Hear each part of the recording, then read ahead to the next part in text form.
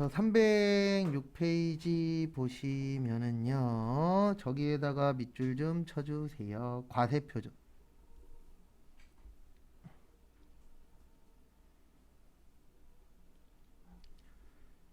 그래서 같이 한번 보시면은요. 제가 앞으로 과세표준 나오면 이렇게 적어 드릴 거예요. 어떻게 적냐면 과세표준 나오면 첫 번째로 매출 공급가액.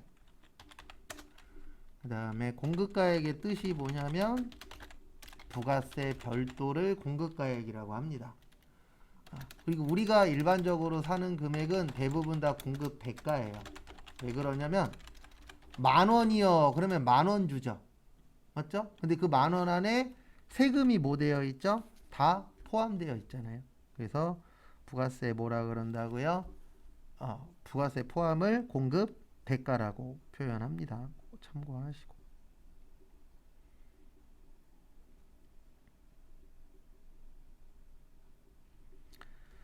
그 다음에 또 보시면은요.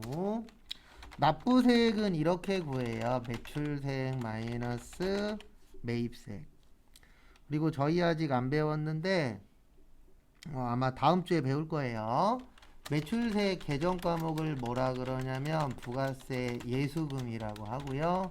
매입세액 개정 과목은 부가세 대급금. 그래서 제가 과세표준 나오면 이렇게 쭉 정리를 해드릴 거예요. 그리고 어떤 공부를 하든지 저도 똑같지만 안 하던 거 했을 때 제일 어려운 건요. 이런 거예요. 용어. 왜냐면 용어를 모르면 내가 읽었을 때 무슨 말인지 모르죠. 그 저도 저 혼자 간혹가다 이제 저하고 전혀 상관없는 거 간혹가다 한 번씩 공부해 보면 용어 어려워요. 예. 무슨 스킬에 인물 같은 거 막 외워야 될 때 있잖아요. 그러면 무슨 스킬에 그러면 기억이 안 나잖아요. 그럼 가서 찍는 거죠 그냥. 외우기도 귀찮고. 왜냐면 간혹가다 그냥 1년에 자격증 하나씩은 따려고 하거든요. 목표는. 근데 작년에는 이제 따로 뭐 하는 게 있어갖고 그거 집중하느라 못했었는데 그냥 1년에 한두 개씩은 땄었던 것 같아요. 평균적으로. 이제 20개만 20개인가 21만 더 따면 이제 50개 되는데 제 목표는 50개만 따는 거거든요. 그냥 어느 순간부터 그냥 모으는 게 취미라기보다는 그냥 제 그거 목표가 돼버렸죠. 그 다음에 306페이지 하나씩 보면서 설명드리도록 하겠습니다. 그래서 재화 용역의 공급에 대한 부가가치세의 과세표준은 공급가액이라고 되어 있죠. 그래서 공급가액이라고 나올 때 있고 부가세 별도라고 나올 때 있어요. 그럼 그거에 맞춰서 하시면 됩니다. 그래서 제 예전에 이제 결혼하기 전에 소개팅을 좀 몇 번 했었는데 이제 저는 그런 쪽에는 별로 그렇게 관심이 없었던 사람이라 만나면 이제 지금 많이 없어졌지만 아웃백을 갔었어요. 어디 가실래요? 그러면 아웃백 가자 그러더라고요. 갔는데 처음에 이제 아웃백 처음 가니까 메뉴판에 있는 거 고르시라고 골랐는데 난 분명히 47,000원이라고 생각했는데 51,700원 달라 그러더라고요. 네. 그리고 처음에는 51,700원 나왔으니까 51,700원 냈죠. 그리고 이제 잘 안 돼갖고 다른 분 만나려고 또 갔는데 그때 메뉴판에서 봤죠. 저기 구석탱이 밑에 콧구멍만하게 뭐라고 써 있냐면 부가세 별도. 그러니까 대부분 고급 음식점들은 그러니까 고급이라기보다는 좀 단가가 조금 있는 데들은 부가세 별도인 곳들이 종종 있어요. 그래서 메뉴판 볼 때 그것도 특히 남자들. 왜냐면 남자가 어쨌든 처음 만날 때 아직은 우리나라는 여자분이 내기도 하지만 제가 봤을 때 90% 이상은 아직은 누가 내요? 남자가 내요.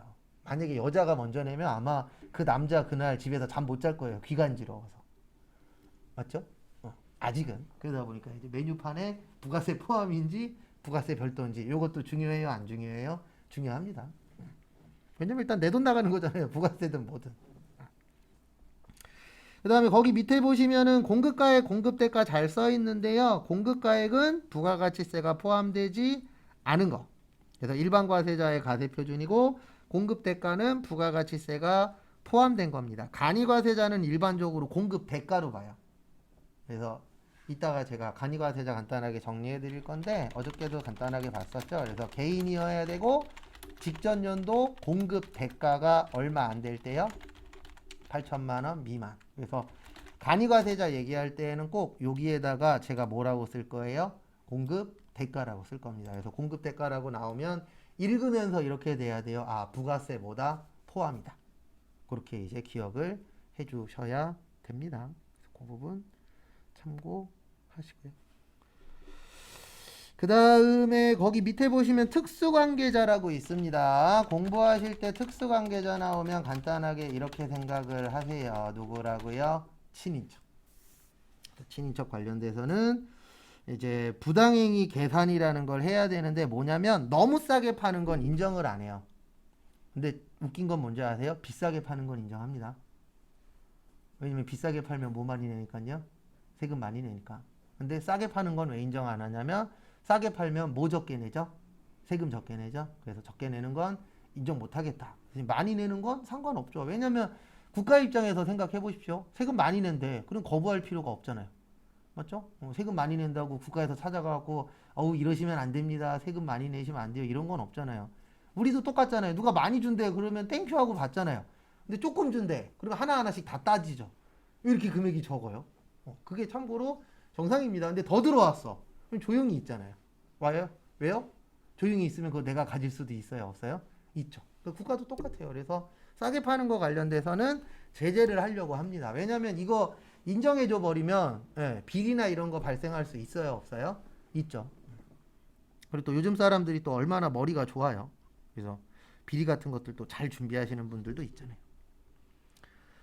그 다음에 나중에 요거 외우셔야 돼요. 307페이지 밑에 보시면 과세 표준에 포함하지 않는 것. 이게 무슨 뜻이냐면 세금 안 내는 것이에요. 근데 이거는 2장짜리에 있는 걸로 외울 겁니다. 저희는. 그래서 조금 더 부연 설명을 드리면은요. 이거 얘기하는 거예요. 뭐 얘기하는 거냐면 첫 번째로 매출 환입 및 애누리. 거기 교재하고 순서 좀 달라요. 그 다음에 매출 할인. 이건 2장짜리에 그 세 번째 페이지 밑에쯤에 아마 있을 거예요. 그래서 이게 무슨 뜻이냐면 이거는 이해하셔야 됩니다. 환입의 뜻이 뭐라 그랬죠? 다시 들어오는 거예요. 그래서 뭐 하는 거라 그랬어요? 반품. 그래서 반품하는 거는 세금 낼 필요 있다 없다? 없다. 그 다음에 두 번째 애누리. 애누리는 깎아주는 거예요. 맞죠?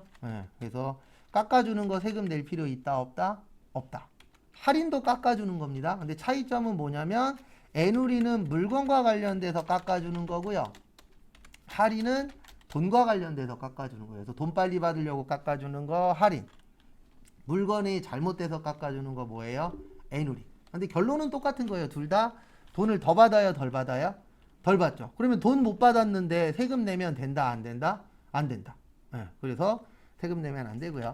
그 다음에 지급 지연으로 인한 연체이자. 이건 무슨 뜻이냐면 우리가 만약에 이번 달에 원래 돈을 받기로 했어요. 근데 거래처에서 돈 없다고 3달 후에 주겠대. 그러면 원래 3달치 이자 받아야 돼요. 법적으로는.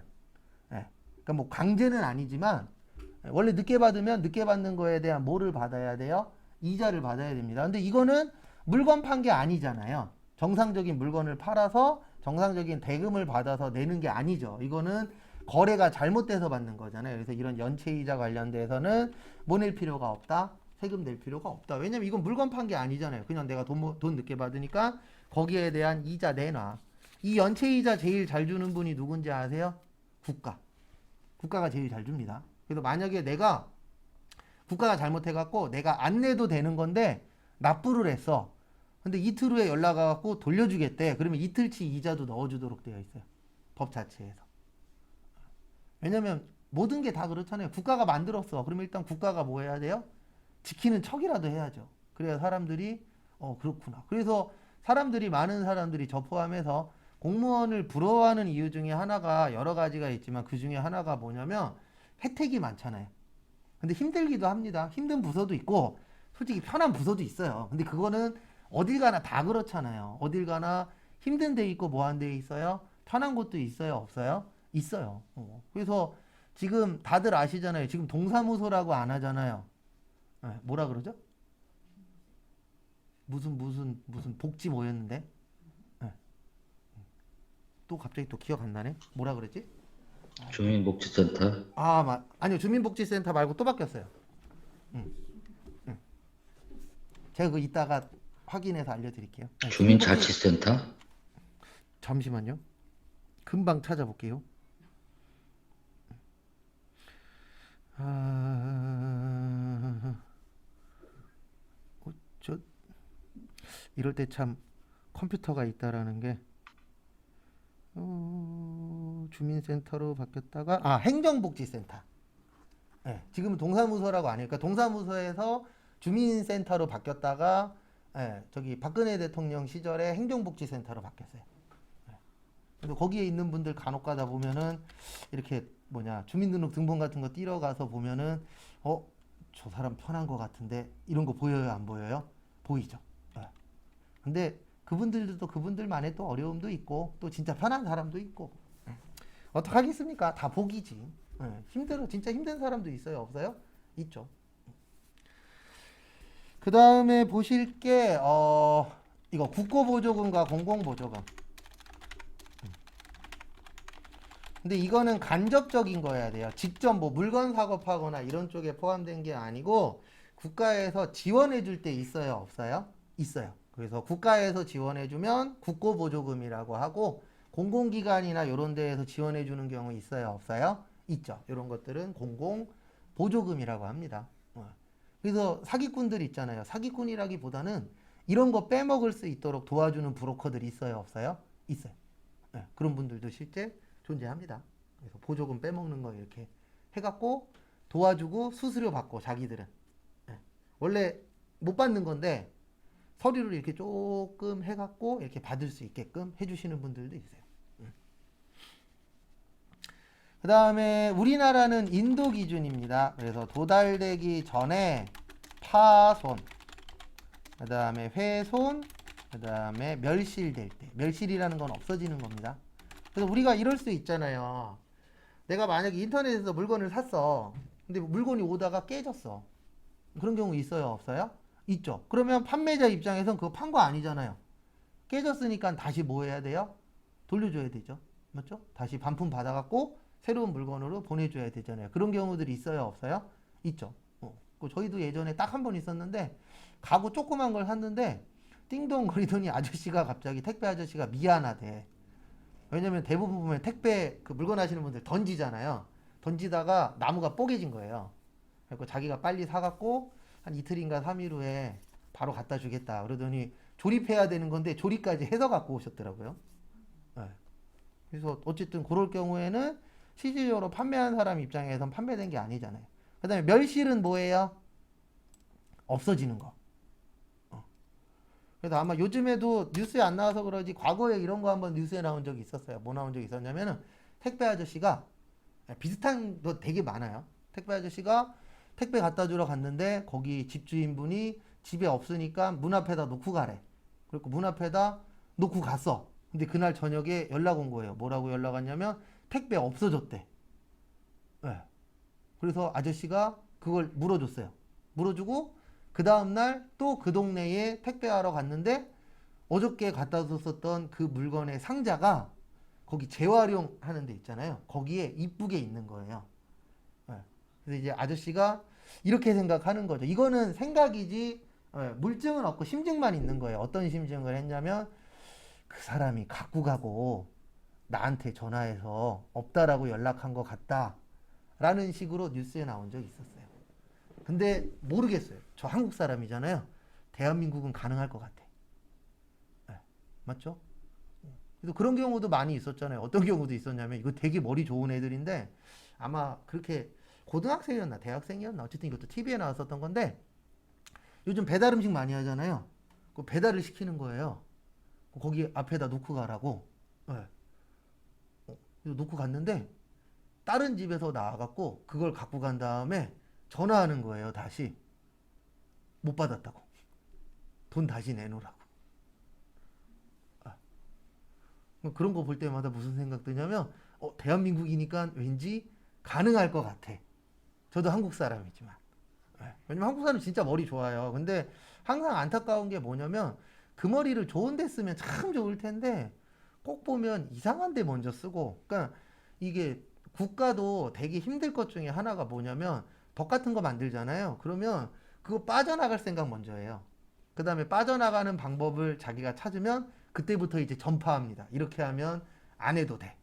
지킬 생각을 하는 게 아니고 어떻게 하면 그거를 교묘하게 빠져나갈 수 있을까? 근데 또 대단한 거는 찾아요. 어떻게든. 뭔가를 만들어. 그런 거 보면은 똑똑한 것 같아요. 그래서 국가는 그거를 못 빠져나가게끔 만들려고 연구하는 거고, 네, 그런 분들은 또 그걸 어떻게 하면 빠져나갈 수 있냐. 약간 좀 이런 경우들도 비일비재하죠.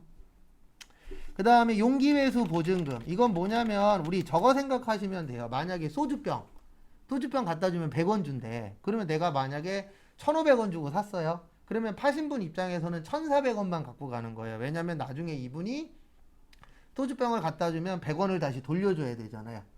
맞죠? 그럼 이건 판 게 아니에요. 왜냐면 우리 보증금이라는 거는 가지고 있다 나중에 뭐 해야 되죠? 돌려줘야 되죠. 반환하시면. 예, 그거는 매출액으로 잡으시면 안 됩니다. 그 다음에 종업원 봉사료.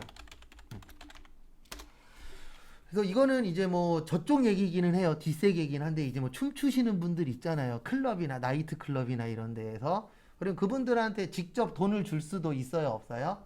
있죠. 근데 이거는 이제 두 가지로 나누어져요. 어떻게 나누어지냐면 사업주가 가져가는 봉사료는 부가세 내셔야 돼요. 요건 부가세 내셔야 되고, 종업원이 가져가는 봉사료는 요거 내는 거예요. 무슨 세 내야 돼요? 소득세. 근로소득세. 왜냐하면 종업원이면 근로소득자잖아요. 그러면 무슨 세 내시면 돼요? 근로소득세 내시면 된다라고 되어 있습니다. 그래서 그 부분 참고하세요.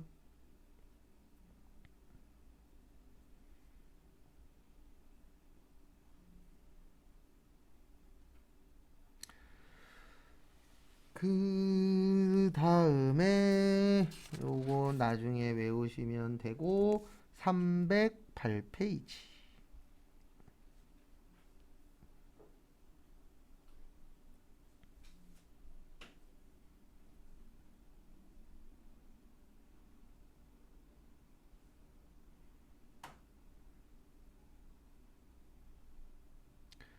그래서 보시면은요.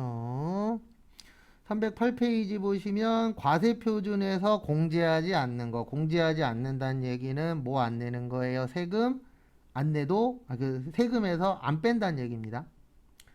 그래서 대손금. 대손이라는 건 현재가 아니고 미래 관련된 겁니다. 맞죠? 대손이 뭐 못 받는 거예요? 돈 못 받는 거. 그래서 돈 못 받게 되면은 세금의 그 과세표준에서 빼주는 게 아니고요. 이건 세무에 나오는데 대손금은 세액에서 빼도록 되어 있어요. 그래서 세금에서 빼는 걸 무슨 공제라 그래요? 세액 공제라고 표현합니다. 그래서 참고하시고요.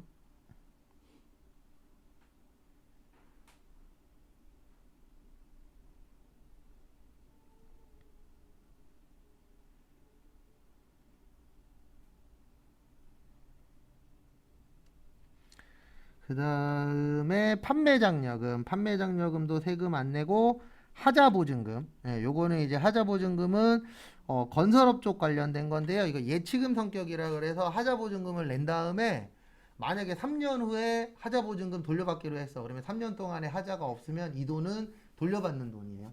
그래서 보증금이라는 건 문제가 생겼을 때 이거 갖고 처리하는 돈이잖아요. 근데 문제가 없어. 그래서 예치금이 뭐냐면 예치해놨다가 나중에 괜찮으면 다시 뭐 하는 거예요? 가져오고. 그 다음에 예치해놨다가 하자 생기면은 그거 갖고 하자 보수 처리하고 요런 돈이라고 보시면 되는데 시험엔 그렇게 잘 안 나옵니다. 거기 재화의 수입에 대한 과세표준 밑에 보시면 이거 한 번 나왔어요.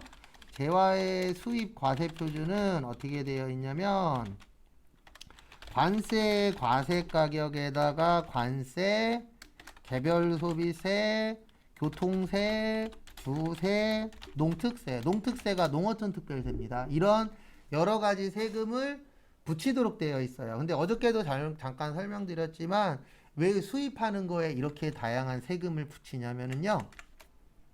그냥 들여오면 가격이 너무 싸요. 그러면 생각을 해보십시오. 1,000원짜리가 있고 300원짜리가 있어. 그러면 1,000원짜리 사는 사람도 있겠지만 300원짜리 사는 사람도 뭐 할 거예요? 많겠죠. 그래도 중국산 이런 것도 그냥 들어오면요. 지금 우리가 사는 것보다 가격이 더 싸요. 근데 너무 싼 게 들어오면은 우리나라 게 안 팔릴 수도 있잖아요. 그래서 가격을 올리는 방법 중에 하나가 거기에다가 여러 가지 뭐를 붙이는 거예요? 세금을 붙이는 거예요. 그래서 저 군대 다닐 때에 농어민 분들이 데모 되게 많이 했었거든요. 저는 데모 막으러 나간 적은 없어요. 전 전경 출신인데 우리 소대장이 얘 뼈 부러지니까 내보내지 말라 그래갖고 저는 맨날 내부에만 있었는데 거기 이제 농어민 분들이 데모하면 되게 위험해요. 왜냐면 낯들고 오고요. 진짜로. 그 다음에 트랙터 같은 거 농기계 있잖아요. 그거 끌고 와요. 너네들 밟아버리겠다. 왜냐면 그분들은 진짜 이게 생활이 달린 거예요. 왜냐면 그 당시에 국가에서 뭐 칠레라던가 이런 외국 수입할 때 무관세로 들어오겠다 막 이런 거였었거든요. 근데 문제가 뭐냐면 무관세면은 가격이 너무 뭐하죠? 싸. 그럼 우리나라 거 팔려요? 안 팔려요? 안 팔려. 이제 그런 부분들이 생길 수가 있죠. 그래서 여러 가지 세금들을 붙이는 이유는 세금을 붙임으로 해서 가격을 올리는 거예요. 그러면 가격이 올라가면은 우리나라 게 팔릴 확률이 어때요? 높잖아요. 근데 우리나라가 기술력이 좋긴 하지만 내가 봤을 때 좀 힘든 이유 중에 하나는 옆 동네에 일본 있죠. 윗 동네에 중국 있잖아요. 가격으로 봤을 때는 어디 이기기가 쉽지 않아요? 중국한테 안 되잖아요. 가격 경쟁력은. 그 다음에 품질 경쟁력은 많이 올라오고 있지만 그래도 아직까지 아기자기하거나 요런 쪽은 일본이 우리나라보단 좀 더 잘 만들잖아요. 솔직히. 인정할 건 인정해야 되니까 뭐 반도체나 그런 건 우리나라가 발전해 있지만 전체적인 걸로 봤을 때는 아직 일본이 그래도 우리나라보다 좀 더 잘 만드는 것들이 있어요? 없어요? 있죠. 그러다 보니까 만약에 금액이 똑같아. 금액이 만약에 중국 것도 1,000원이고 한국 것도 1,000원이고 일본 것도 1,000원이야. 그러면 거의 중국 건 안 살 거예요. 왜냐면 우리나라 사람들도 알잖아요. 중국 거 그러면 싸서 막 쓰고 버릴 거 이런 거 아니면 중국 제품 잘 안 사려고 합니다. 맞죠? 근데 만약에 한국 것도 1,000원이고 일본 것도 1,000원이야. 그러면 일본 거 잡는 사람들도 생각 외로 많을 거예요. 왜냐면 이제 앞으로 안 먹히는 게 하나 있어요. 이게 2000년대에는 먹혔는데 지금은 이제 2020년도잖아요. 2000년대 초반엔 이게 먹혔어요. 뭐가 먹혔냐면 대한민국 거 사라고. 일명 뭐 애국 이런 걸로 해갖고 사라 그러면 사시는 분들이 많았는데 앞으로는 그것도 안 먹혀요. 그냥 무조건 뭐냐면 가성비 가심비예요. 앞으로는. 맞죠? 그래서 이게 어느 나라 제품이냐 그건 중요치 않아. 왜냐면 앞으로는 이제 위아더 월드 될 거니까. 그러면은 그냥 사람들이 다 이런 것만 보는 거잖아요. 메이드인 어디냐 상관없어. 내가 봐갖고 이거 마음에 들어. 그러면 사는 시대로 조금씩 바뀌고 있잖아요. 그래서 옛날처럼 뭐 한국 거 삽시다 이런 거 국가에서 지금 하지도 않잖아요. 왜냐면 안 먹힐 거 아니까. 과거보다 덜 먹히고 있는 게 현실이고. 그래서 수입이나 이런 것들도 잘만 하면 돈 벌 수 있지 않을까. 근데 요즘 들어서 좀 슬픈 게 그 세계 과자 전문점이 많이 없어지고 있더라고요. 요 동네도. 주안역만 해도 지금 두 개인가 없어졌고. 싸서 먹었었는데. 근데 싸긴 한데 유통기한 볼 때마다 왜 싼지 알겠더라고요. 대부분 사서 보면 우리나라 물건들보다 유통기한이 오래 남지 않았어. 그런 제품들이 많더라고요. 왜냐면 또 외국에서 우리나라 들어오는 기간도 있고. 그 다음에 이제 뭐 대량으로 많이 사갖고 오겠죠. 일반적으로. 근데 외국 게 더 단 거 같아서 또 단점은 또 그런 것도 있더라고요. 그 다음에 308페이지부터 요거는 나중에 볼 거예요. 308페이지부터 310페이지까지는 저희 시험보다는 여기는 저쪽하고 가까워요. 전산 세무. 그래서 요건 세무 때 볼 겁니다. 그래서 어디로 오시냐면 311페이지로 오세요. 저기에다 밑줄 치세요. 대손세액 공제.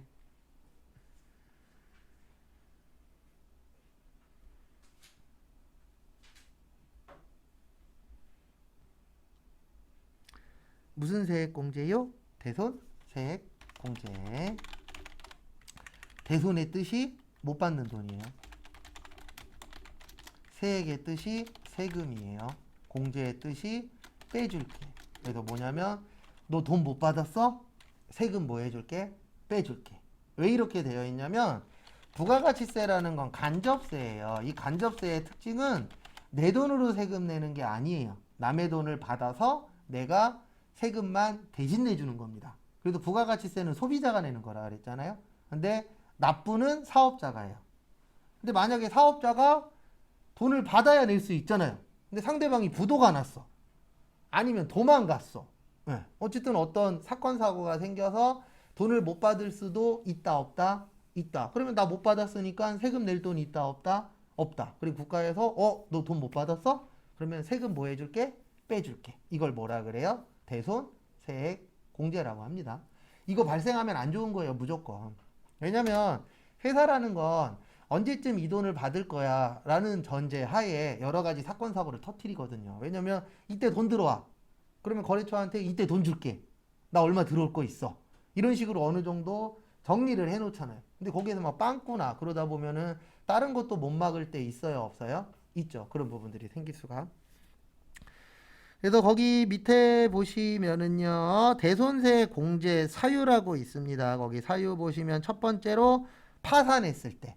그래서 우리 파산 신청하시는 분들이 있어요, 없어요? 있죠. 그럼 파산하게 되면 돈 받는다, 못 받는다? 못 받는다. 그래서 이게 되게 위험한 게 뭐냐면 사업하시는 분들 파산하면 혼자로 끝나는 게 아니에요.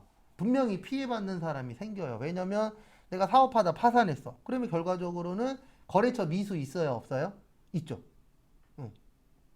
그러면 거래처한테 돈 못 줬잖아요. 그럼 그 거래처도 플러스가 되는 거예요, 마이너스 되는 거예요? 마이너스 되겠죠. 그 다음에 2번 민사소송법에 의한 강제집행. 그래서 이런 거 들어오면은 회사가 살아가기가 힘들죠. 그 다음에 3번 돌아가셨을 때. 그래서 좀 슬픈 얘기긴 하지만 회사가 안 좋아지거나 상황이 안 좋아지면은 뛰어내리시는 분들 있어요, 없어요? 있죠. 그게 왜 그러냐면 본인만 가면 어느 정도 해결이 되거든요. 이건 좋은 얘기는 아닙니다. 그래서 사망하게 되면은 대손 처리 받을 수 있는 이유가 뭐냐면 받아야 될 사람 없잖아요. 누구한테 받을 거야? 그래서 유명하신 분들 중에서도 뭐 어떤 사건 사고 나면은 이렇게 가시는 분들이 있어요, 없어요? 있죠. 근데 되게 슬픈 게 저희도 이제 같이 수업하시던 분이 계셨어요. 근데 심장병으로 교육받으러 가다 돌아가신 분이 있거든요. 원래 지병이 있었대요.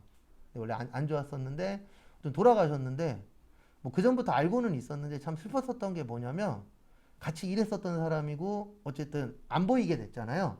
일주일 지나니까 그 누구도 나도 그랬지만 그런 사람이 있었나가 되는 거죠. 어느 순간부터. 왜냐면 일단 내가 먹고 살아야 되니까. 근데 그런 거 볼 때마다 내가 뭐 나이가 드는 것도 있지만 나도 언젠가는 뭐 할 거예요? 가겠죠. 그러면 나도 사람들한테 한 일주일 지나면은 이런 상황이 오지 않을까? 라고 딱 생각이 드니까 되게 슬프더라고요. 근데 그게 현실입니다. 맞죠?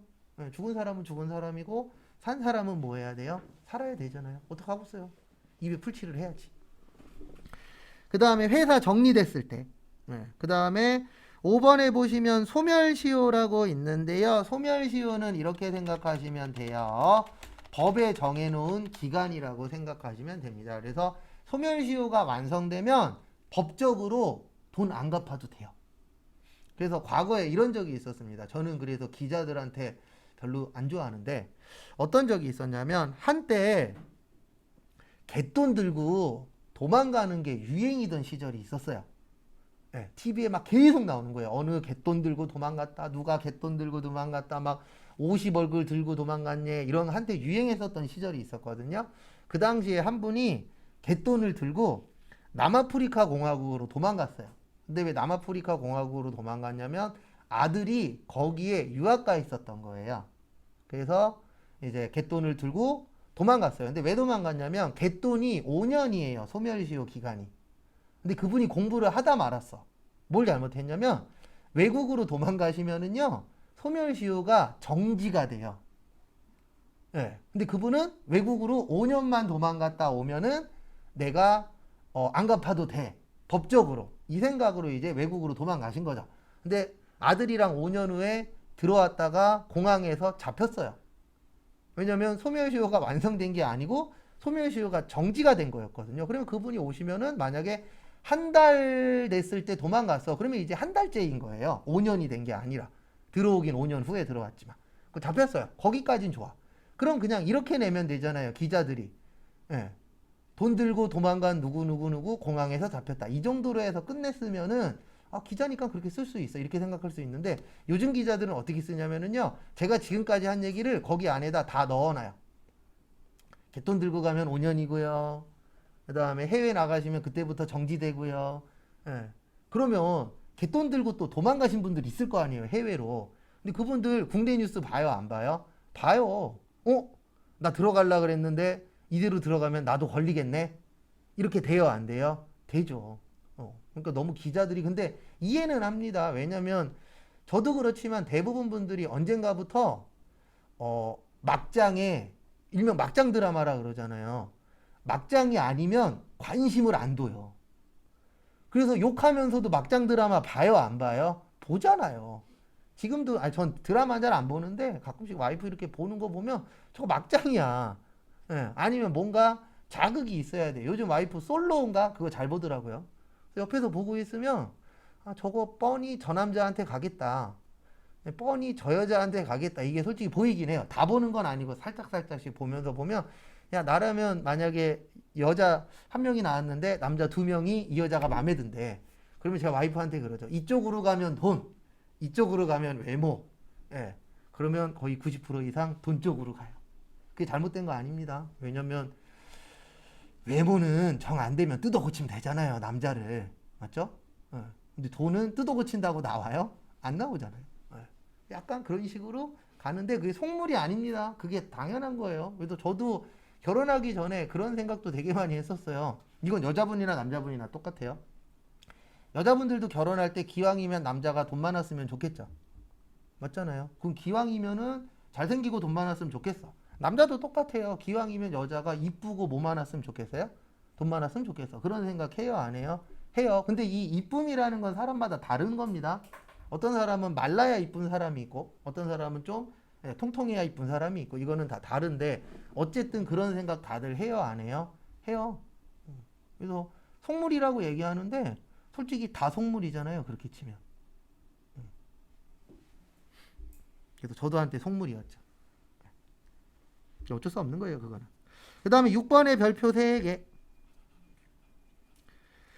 6번에 보시면 이건 전산세무 2급 때 나와요. 그래서 오늘은 그냥 간단하게만 볼 거예요. 수표나 어음은요. 부도 발생일로부터 6개월이 경과해야 돼요. 그래서 우리가 알아야 될 거는 이것보다는 이게 더 잘 나와요. 개정 과목 중에 우리 분계할 때 쓰는 게 개정 과목이잖아요.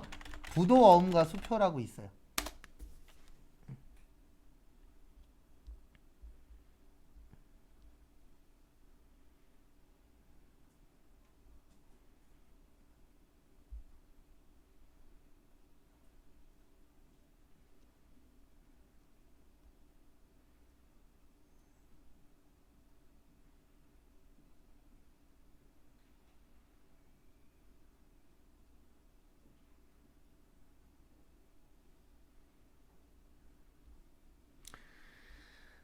그 다음에 보시면 수표나 어음 부도 발생일로부터 6개월 경과. 이게 무슨 뜻이냐면 수표나 어음은 부도 났다 그래서 바로 대손 처리하는 게 아니고요. 몇 개월이 지난 다음에 6개월이 지난 다음에 그때부터 이제 부도가 아니고 대손 처리가 가능한 거예요. 그래서 대손 처리 못 받는 걸로 확정이 되려면 우리가 그 수표나 어음 같은 경우에는 은행에서 도장 찍어주거든요. 무슨 도장 찍어주냐면 몇 월 며칠 쾅 찍어줘요. 그날부터 이 돈은 못 받을 수 있다. 그래서 그 기간이 몇 개월이 지나면 못 받는다라고 보는 거예요. 6개월. 왜냐면 또 법인 같은 경우에는 회생할 수도 있고 아니면 법인 같은 경우에 이제 청산이라고 하거든요. 자기네가 갖고 있던 재산을 팔아서 일부 대금을 갚도록 되어 있어요. 법인하고 개인하고 달라요. 법인은 없으면 땡하고 자기 재산으로 갚아야 되는데 법인 같은 경우에는 망했어. 그러면 법인이 갖고 있는 재산들이 있어요? 없어요? 있죠. 그거 팔아갖고 일부 갚기도 해요. 근데 대부분 회사가 망할 것 같으면 미리 빼돌려서 그러지. 그래서 그것도 소멸시효 기간이 5년이에요. 망한 다음에 돈 안 갚는 것도 5년 동안 도망 다니면 5년 동안 자기 재산 없으면은 안 갚아도 돼요. 그래서 예전에 그 신동엽 씨가 나오는 그 기자들하고 나오는 프로 있었잖아요. 거기에서 어느 기자가 이야기해 줬는데 이런 일도 있었대요. 어떤 부부가 왠지 우리 회사 망할 것 같아. 그래갖고 위장 이혼을 해서 남편이 갖고 있었던 재산을 다 와이프한테 뭐 했어요? 줬어요. 예, 그리고 진짜 부도 났어요. 사업이 잘 안 돼서. 예, 그리고 이제 5년 동안 남편이 도망 다녔어요. 돈 없으니까, 돈 못 갚으니까. 그리고 이제 5년 지난 다음에 와이프한테 와서 뭐라 그랬냐면, 나 이제 너하고 떳떳하게 살 수 있다. 왜냐면 법으로 돈 안 갚아도 되니까. 예, 그랬더니 어떻게 됐냐면 이 여자가 뭐라 그랬어요? 남편한테 꺼져. 돈 있잖아요. 예. 그래서 그 남편이 소송 걸었대요. 이거 위장이혼이었다고. 예. 그래서 만약에 그거 위장이혼인 걸로 판결 나면 그 여자분이 갖고 있었던 돈 있죠. 그거 갖고 못 갚은 돈 갚아야 돼요. 예. 그렇게도 이렇게 된 적이 있다라고 한번 어느 기자가 설명해 주더라고요. 세상은 많고 예. 우리가 모르는 희한한 일도 어때요? 많아요 보면.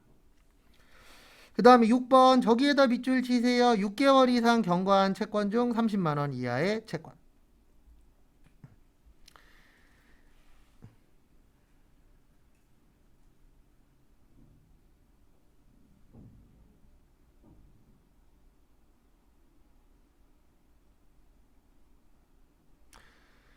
그래서 보시면은요. 이렇게 되는 거예요. 이게 무슨 뜻이냐면은 개인한테 30만 원이면 큰 돈입니다. 맞죠? 근데 회사에 30만 원이면 큰 돈 아니에요. 그러니까 30만 원도 안 되는 돈을 몇 달 동안 안 주는 거예요. 6개월 동안 안 주는 거야. 그러면 국가에서도 이렇게 보는 거죠. 야, 너 받을 거 20만 원 있는데 6개월 동안 못 받았어? 그럼 그 돈 못 받을 거야. 그러니까 무슨 처리해? 대손 처리해. 근데 그 기준액이 얼마인 거예요? 현재 30만 원.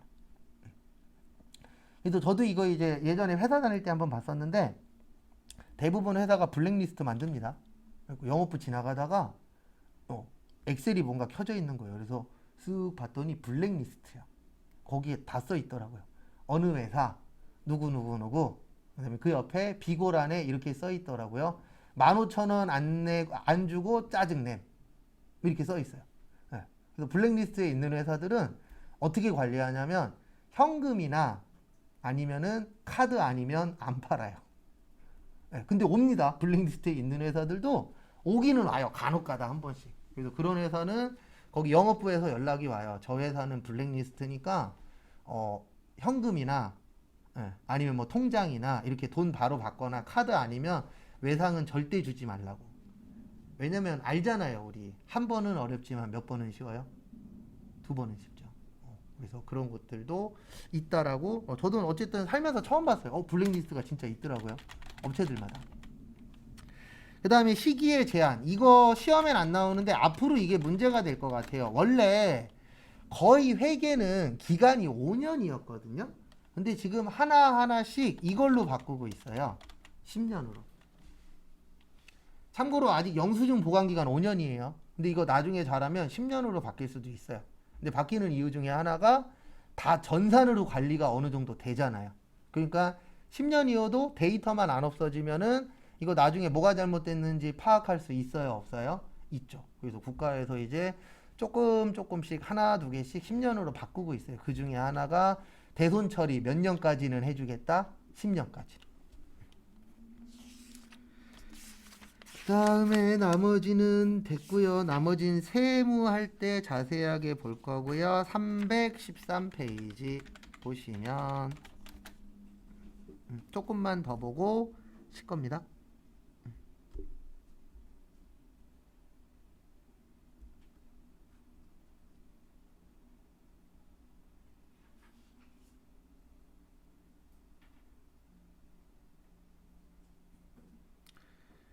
다음에 거 보시면요.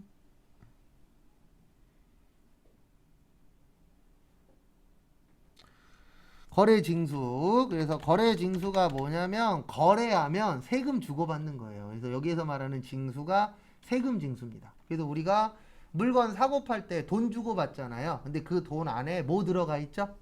부가세 들어가 있잖아요. 그래서 나는 부가세를 주면 그 사업하시는 분들은 그 부가세를 뭐예요?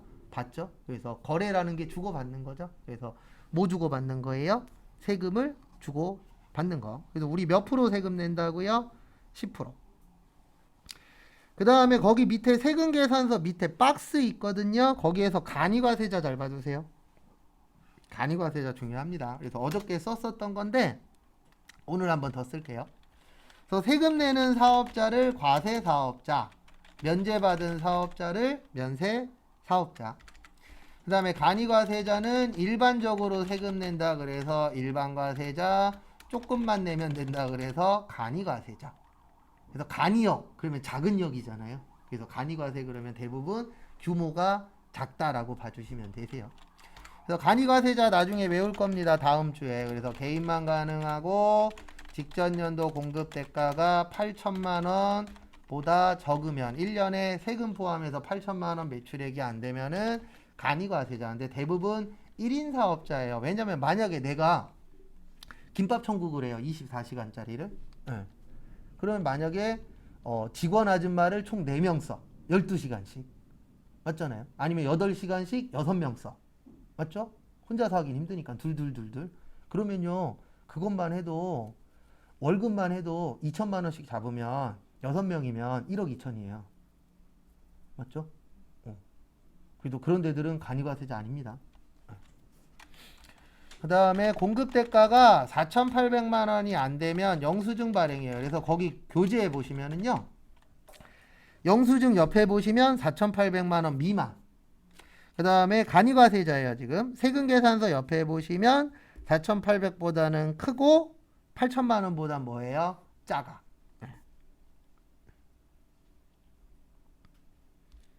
그래서 참고하시고요. 그래서 8천만 원, 그 4,800 넘으면 결론적으로는 다 세금계산서 발행하셔야 돼요. 4,800이 기준점입니다.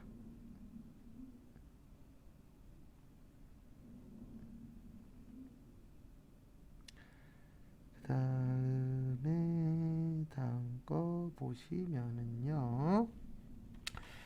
일반과세자는 이거를 발행하실 수 있어요. 세금계산서. 그래서 나중에 회사 들어가셔갖고 거래처가 일반과세자래. 그러면 뭐 주세요? 세금계산서 주세요. 그 다음에 면세사업자래. 그러면 뭐 주세요? 계산서 주세요. 이렇게 하시면 되고요. 거기 밑에 보시면 세관장이라고 있으실 겁니다.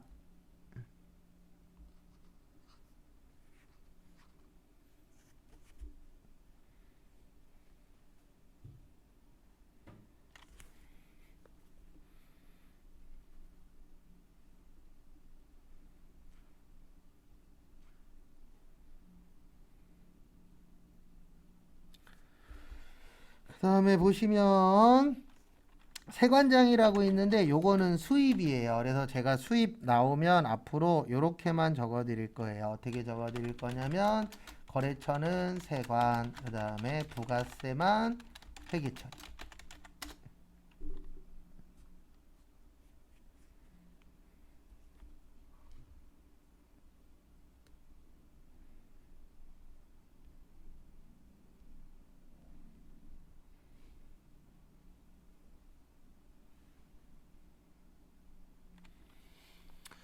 그래서 수입하게 되면은 외국계 우리나라로 들어오는 거잖아요. 그래서 원래 세금계산서는 공급하는 자가 발행하는 거예요. 공급하는 자인데 요 분이 매출자입니다. 그래서 파시는 분이 세금계산서 발행하는 건데 문제는 뭐냐면 수입이라는 건 외국에서 파는 거잖아요. 그러면 외국 회사가 우리나라에서 세금계산서 발행할 수 없죠. 그래서 그 역할을 누가 대신 해주시는 거라고요? 세관에서 대신 해주시는 겁니다. 그 부분 참고하시고요. 그 다음에 여기까지 보시고 잠깐 쉬었다가 4시에 그 신호 확인 한번 하고 그 다음에 세금계산서 관련돼서 조금 더 자세하게 보도록 하겠습니다.